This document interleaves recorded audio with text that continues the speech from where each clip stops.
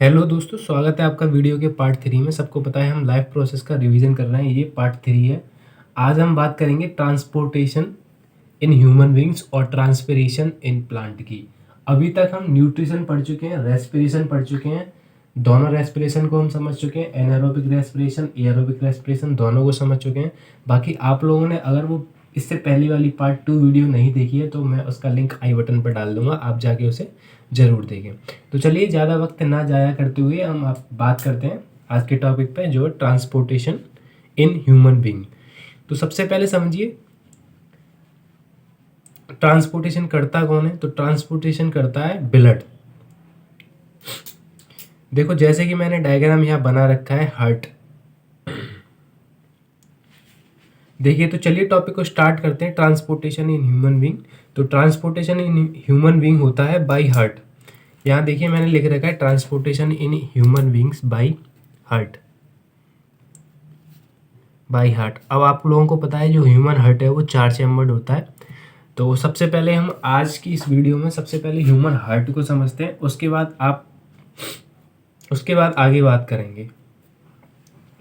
तो देखिए हार्ट का थोड़ा सा कॉम्प्लेक्स डायग्राम होता है, इसलिए इसे छोटा करने के लिए मैंने 4 चैम्बर्ड हार्ट बनाया है। जैसे कि यहाँ पे लिखा हुआ है left atrium, left ventricular, right atrium, right ventricular. तो देखिए अब शुरू से इसका प्रोसेस समझते हैं कैसे हार्ट काम करता है। देखिए अपने को सबसे पहले पता है कि जो लंग्स होते हैं उनमें होती हैं आल्वियोलाई। लंग्स में आल्वियोलाई होती हैं जिसमें ऑक्सीजन फिल्ड रहती है। ऑक्सीजन फिल्ड रहती है।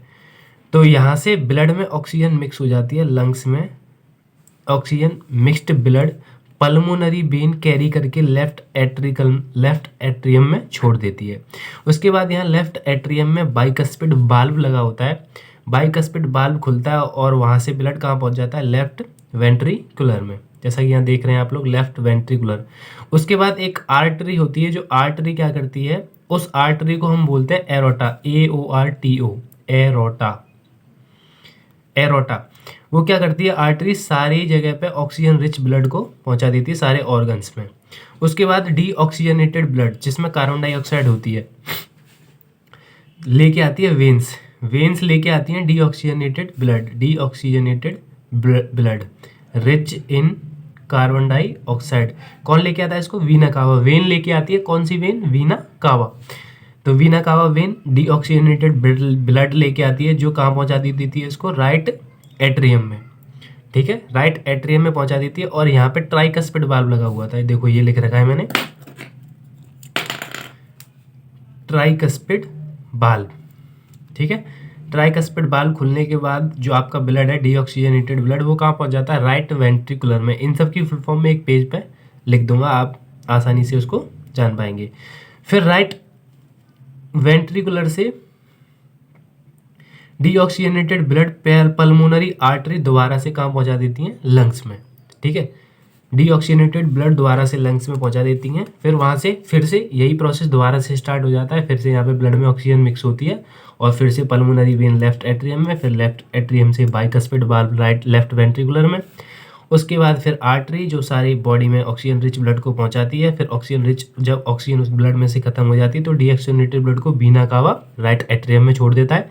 फिर वहाँ से ट्राइकस्पिड वाल्व खोलता है, ट्राइकस्पिड वाल्व उसको पहुंचा देता है राइट वेंट्रिकुलर में। फिर राइट वेंट्रिकुलर में से पल्मोनरी आर्टरी जाती है। पल्मोनरी आर्टरी क्या करती है, डीऑक्सीजनेटेड ब्लड को कहाँ पहुँचा देती है, फिर से लंग्स में। तो ये आपका हार्ट का कॉम्प्लेक्स स्ट्रक्चर था जो हमने अभी समझा। रिवीजन कर रहे हैं तो थोड़ा सा अच्छे से ही पढ़ेंगे। मैंने आपके लिए थोड़े से पॉइंट लिख दिए जिससे आपको किसका काम क्या है वो याद रहे। तो देखिए खुद से मैंने लिखे हैं पल्मोनरी, इसका मतलब है P.V, pulmonary veins carry blood to the lungs. देखिए यहाँ अगर आपको दिख रहा है तो एक मिनट मैं थोड़ा सा शिफ्ट कर लेता हूँ इसको यहाँ पे, जैसे ये फ्रेम में आ जाए। तो देखिए पल्मोनरी वेन जो कैरी कर रही थी वो क्या कर रही थी, ऑक्सीजन रिच ब्लड लंग्स से कैरी करके कहाँ ले जा रही थी, लेफ्ट एट्रियम में। तो pulmonary vein carry blood to,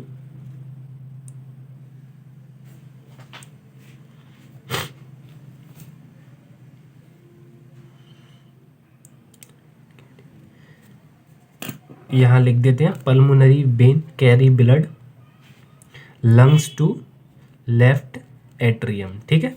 उसके बाद via the bicuspid valve it go to the left ventricle, देखो यहाँ से ये वाल्व खुलता है, फिर ये कहाँ पहुँच जाता है, लेफ्ट वेंट्रिकुलर में। उसके बाद बीना कावा ट्रांसपोर्ट इट, यहाँ पे हमने बात करी थी, बीना कावा क्या लेके जाएगी, डीऑक्सीजनेटेड ब्लड को लेके जाएगी, कहाँ पहुँचा देगी, राइट एट्रियम में। यहाँ मैंने लिख रखा है vena cava transport it to the right atrium. उसके बाद then by the tricuspid valve it enter to the right ventricle, अब देखो यहाँ ट्राइकस्पिड वाल्व लगे हैं, ट्राइकस्पिड वाल्व की मदद से ये कहाँ पहुँच जाता है, राइट वेंट्रिकल में। उसके बाद then after by the pulmonary artery, देखो ये पल्मोनरी आर्टरी डीऑक्सीजनेटेड ब्लड को ले जा रही है कहाँ पे, फिर से लंग में। Then after by the pulmonary artery the deoxygenated blood goes to the lungs, ठीक है। ये आपका हार्ट कंप्लीट हो चुका है। बाकी अब हम बात करेंगे बीपी की।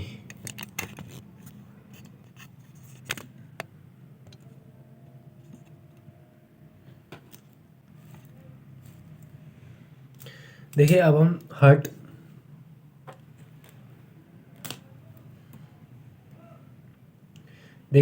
हार्ट पढ़ चुके हैं। अब हार्ट से रिलेटेड ब्लड प्रेशर नापते हैं।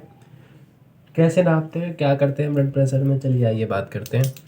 तो देखिए मैंने यहाँ लिख रखा है blood pressure that is BP, the force that blood exert against the wall of a vessel is called blood pressure.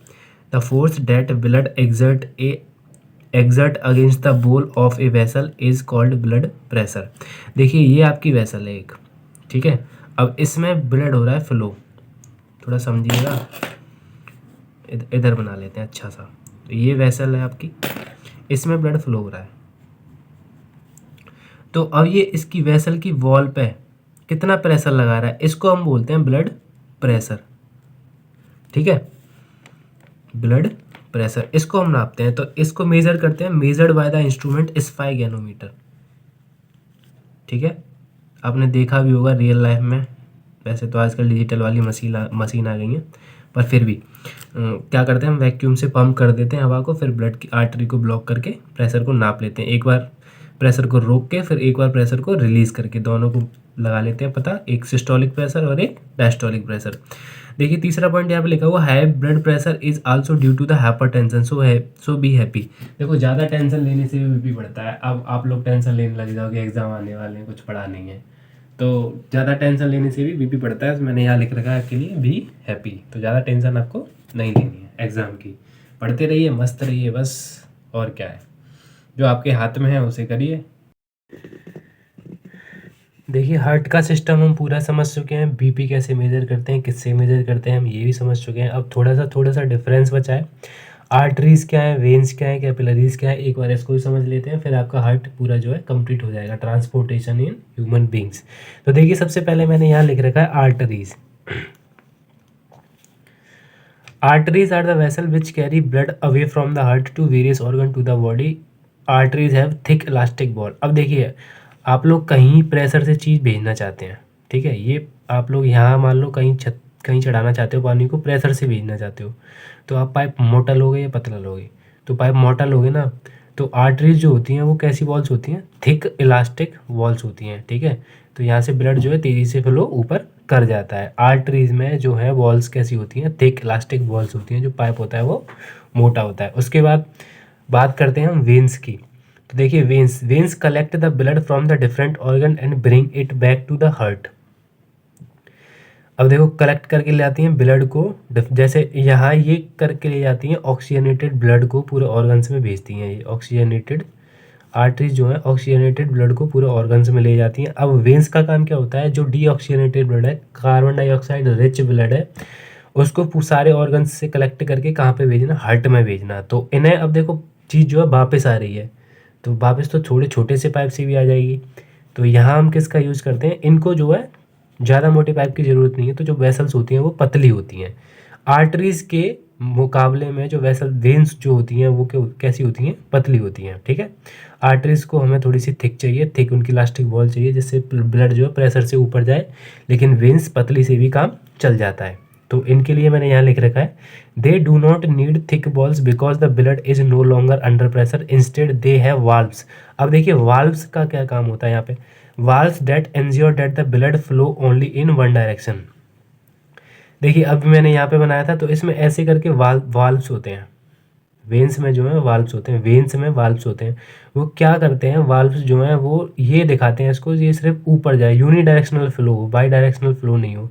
अगर ये नीचे आएंगे तो ये वाल्व्स ख़राब हो जाएंगे, फिर से जो है डीऑक्सीजनेटेड ब्लड है वो ऑर्गन्स में चला जाएगा, तो फिर ऑक्सीजन।